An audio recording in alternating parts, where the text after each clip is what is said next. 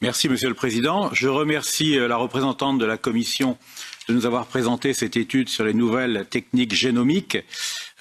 C'est un progrès technique auquel il ne faut pas s'opposer de façon irrationnelle, mais qu'il faut accueillir avec prudence. Et donc, je pense qu'en effet, il faut s'interroger sur la possibilité de modifier notre législation européenne qui est à l'heure actuelle inadaptée à ce nouveau produit.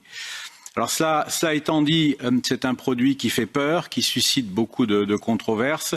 Je pense que la Commission a eu raison de souligner qu'il y a 3 techniques différentes qui sont recouvertes par cette appellation. Les 2 premières sont sans doute moins dangereuses que la 3e. Il s'agit de la mutagénèse et de la cisgenèse, qui n'impliquent pas l'introduction de gènes étrangers dans les plantes. Donc ce ne sont pas des OGM à proprement parler, selon moi. En revanche, le 3e est plus inquiétant, c'est la transgénèse qui, lui, fait appel à des gènes étrangers. Donc je crois qu'il est très important de distinguer déjà ces 3 techniques. Alors cela dit, les 2 premières au moins me semblent intéressantes puisqu'elles amélioreraient la résistance des plantes au changement climatique et donc elles iraient probablement dans l'intérêt des agriculteurs qui attendent des solutions et puis bien sûr des peuples européens puisque ça irait dans le sens de notre autosuffisance alimentaire. En ce qui concerne les consommateurs, il faudrait bien sûr les informer. Et un étiquetage sur l'utilisation de ces techniques serait évidemment, à mon sens, indispensable. Alors je me pose 2 questions face à ces nouvelles techniques. La première, c'est leur coexistence avec les cultures biologiques. Est-ce qu'il n'y a pas des risques d'incompatibilité, de contamination?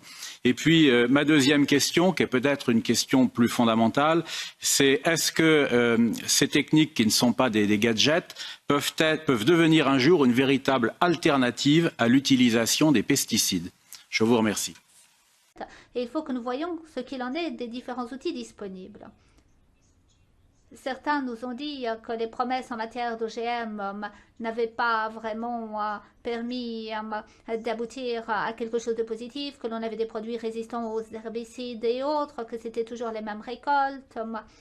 Et bon, lorsqu'il s'agit des NBT, ce que nous avons est beaucoup plus divers au niveau des plantes ciblées ainsi qu'au niveau des domaines qui font l'objet de recherche. Et d'après nous, il y a pas mal de promesses à ce niveau-là.